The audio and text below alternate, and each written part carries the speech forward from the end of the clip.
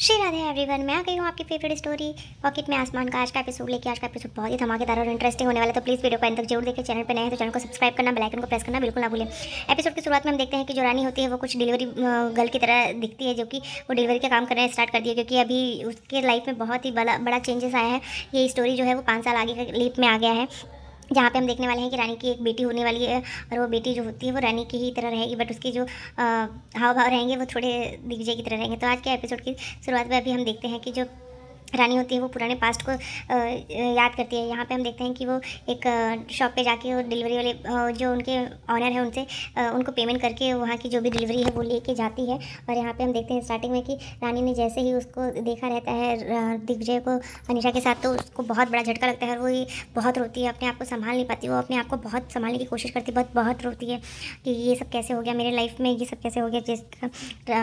अगर दिग्विजय की लाइफ में कोई और है तो फिर मेरा यहाँ पे होना ना होना बराबर है, और मेरा कोई वजूद नहीं है। फिर दिग्विजय की लाइफ में वो खुद को बहुत रोती है, संभालने की कोशिश करती है, पर उसे हर वो चीज़ें याद आती रहती हैं कि वो किस तरीके से एक दूसरे उसने कितनी कोशिश की थी एक दूसरे के साथ अच्छे से रहने की, और वो याद करती है वो सारी बातों को कि किस तरीके से वो दिग्विजय के साथ रहती थी। तभी यहाँ पे हम देखते हैं कि उसके पास वो अपनी बेटी को फ़ोन करती है। वो उसे याद आता है कि उसको फ़ोन लगाना है अपनी बेटी को, और वो फ़ोन लगाती है जैसे ही अपनी बेटी को, तो वो जैसे ही वो उठाती है बेटी उसकी फ़ोन, तो उससे बात करने की कोशिश करती है, और वो उसे बोलती है कि हाँ माता रानी बोलिए, आपको तो दिन भर में मैं कितनी बार आप मेरे को फ़ोन करके बार बार बोलती है, मैं तो बड़ी हो चुकी हूँ, मैं खा लेती हूँ खाना खुद से, होमवर्क भी फिनिश कर दिया, और रात को मैं 10 बजे ब्रश करके सो भी जाती हूँ।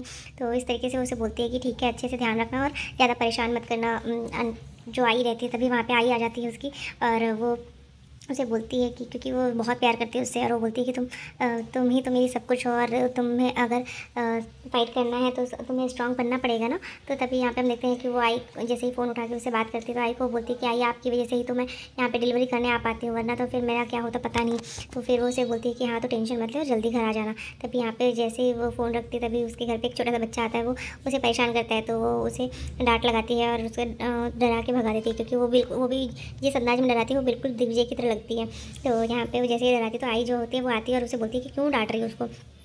तो वो बोलती है कि आप तो मुझे ही बोल रही हो, उसको क्यों नहीं बोल रही। तो फिर उसे बोलती है कि ठीक है कोई बात नहीं, आजा अब उसको डांटूंगी मैं। और फिर इसके बाद हम देखते हैं कि जो आई होती है वो उसको बोलती है चल मैं तेरी चोटियाँ कर दूँ।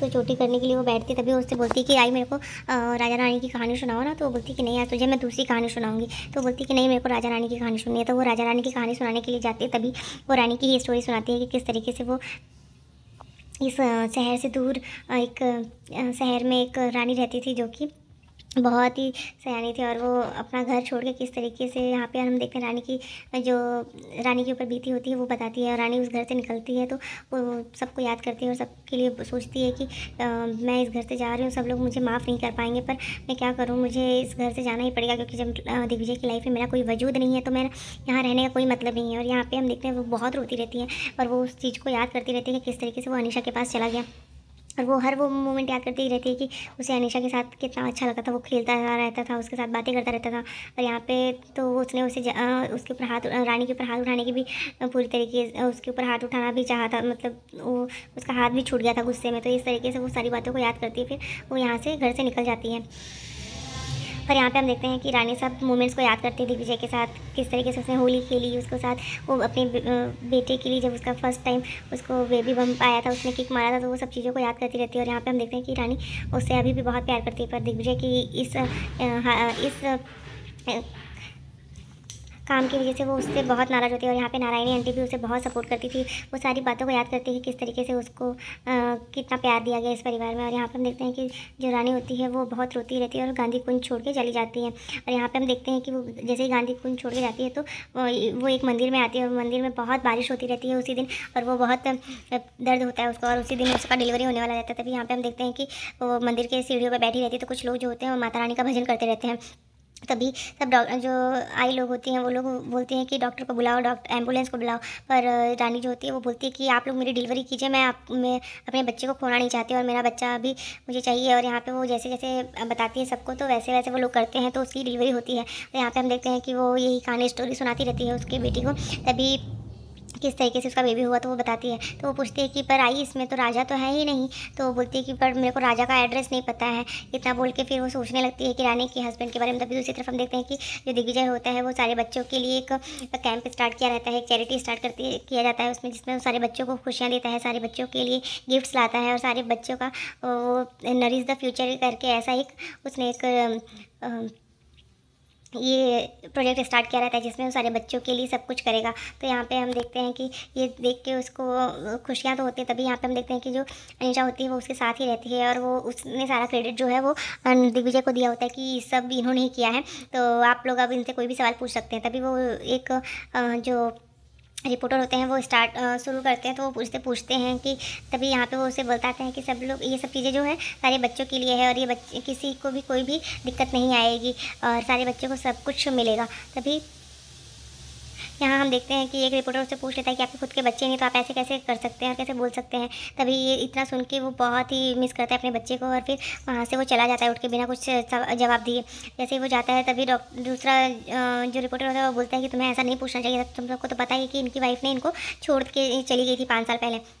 इतना बोल के फिर वो उससे बोलती है कि मुझे नहीं पता था कि वो उनको इतना बुरा लगेगा। दूसरी तरफ हम देखते हैं कि रानी जो होती है वो अपनी डिलीवरी करने के बाद बोलती है कि अभी एक और काम बाकी है। मतलब जैसे वो लास्ट डिलीवरी कर देती है अपना वहाँ पे, तो वो उससे बोलती है, अपने आप से बोलती है कि अभी कुछ और इम्पोर्टेंट काम बाकी है, अभी करना पड़ेगा। तभी यहाँ पर हम देखते हैं कि जो रानी होती है वो डिटेक्टिव बन के जाने लगती है हर जगह और एक ब्लैक कोट पहन के और मास्क लगा के वो जाती है, कैप लगा के जाती है। और यहाँ दूसरी तरफ हम देखते हैं कि दिग्विजय जो होता है वो बहुत ही परेशान हो जाता है, उसे ऐसा लगता है कि अब क्या होगा। मतलब उसे याद आती है अपने बच्चों को, बहुत मिस करता रहता है। यहाँ अनीशा उसको संभालने की कोशिश करती है कि तू टेंशन मत ले, सब कुछ ठीक हो जाएगा। दिग्विजय तू क्यों ऐसा कर रहा है। पर वो बोलता है कि मैं कितना अनलक्की हो कि मैं अपने ही बच्चे को अपने गोद में उठाने से पहले उसे खो दिया। तभी यहाँ पे हम देखते हैं कि अनीशा जो होती है वो उसे बोलती है कि अब किसको पता था कि वो बच्चा बेजान पैदा होगा। तभी यहाँ पे हम देखते हैं कि वो उसे फिर से रानी के खिलाफ भड़काती रहती है और यहाँ पे दिग्विजय जो होता है वो अपने बेटे को याद करता रहता है। तभी वो जैसे ही वहाँ से जाता है तो अनीशा यही सोचती है कि 5 साल हो गए पर अभी भी ये उस रानी को भूल नहीं पाया है। तो यहाँ पे वो अभी भी चाहती है कि वो उससे प्यार करने लगे और उसके साथ वो शादी करके नई दुनिया स्टार्ट करे। पर अभी भी दिग्विजय जो होता है उसे अपने बच्चे की याद आती रहती है और वो कहीं ना कहीं रानी को भी मिस करता है। और रानी जो होती है यहाँ पर वो अपने मिशन पर चली जाती है, क्योंकि वो अब सबकी हेल्प करती है, वो दूसरों की जिसके साथ भी अन्याय होता है उसके साथ उसकी हेल्प करती है। यहाँ दिग्विजय जो होता है वो रानी को याद करता रहता है और रोता रहता है, क्योंकि वो उस समय याद करता है कि किस तरीके से वो उसके बच्चे की हार्ट बीट को सुनता रहता था और किस तरीके से वो जब वो बच्चा किक करता था तो वो देखता था। यहाँ पे हम देखते हैं कि वो जासूसी करने के लिए जैसे ही देखती है कि एक आदमी ने अपने माँ बाप को इस तरीके से वृद्धाश्रम में छोड़ दिया था, तो वो उसको ही सबक सिखाने के लिए जाती है और फिर उसके साथ उसको बोलती है कि अगर कल तक ये तुम्हारे माँ बाप यहाँ पे नहीं आए ना, मुझे हंसते हुए नहीं दिखे, तो फिर देख लेना, आज तो सिर्फ दिखाया था, तो मैं लटकाया था बाहर और कल तो फिर छोड़ दूँगी मैं। क्योंकि वो जब भी डिलीवरी करने जाती थी तो वो ऐसे लोगों पे अत्याचार होता है तो वो सब देखती थी और इस तरीके से वो सबको सबक सिखाती है और सबको उनका इंसाफ दिलाती है कि कौन सही है कौन गलत है। तो वो सब चीज़ों को देखती रहती है, नोटिस करती है कि कौन किसके साथ क्या गलत कर रहा है। तो उसे बताता है कि तुमने पद्मावती वृद्धाश्रम में छोड़ के आया है ना अपने माँ बाप को, तो कल लेके आना और कल अगर मुझे वो हंसते हुए नहीं दिखे तो फिर देख लेना। तो उससे पूछता है कि कौन हो तुम, कौन हो। तो फिर वो बोलती है कि मैं कौन हूँ कौन नहीं उससे मतलब नहीं है तुम्हारा। फिर दूसरी तरफ हम देखते हैं कि वो इसी तरीके से सबकी हेल्प करती है। एक कपल होता है जो उसके साथ अपने वाइफ को की इंसल्ट करता है, तो वो उसको भी सबक सिखाती है और उसे भी अपने वाइफ के सामने सारी गलतियों को माफ़ी मंगवाती है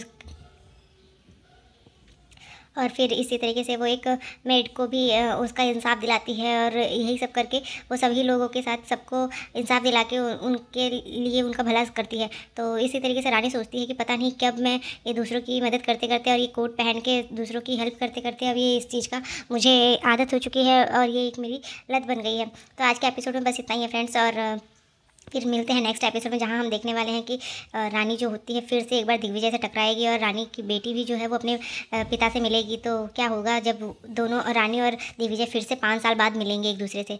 तो देखने के लिए बने रहिए हमारे साथ नेक्स्ट एपिसोड में। तब तक के लिए bye bye, take care, Radhe Radhe, अपना बहुत ध्यान रखिएगा और चैनल पर नए हैं तो चैनल को सब्सक्राइब करना ना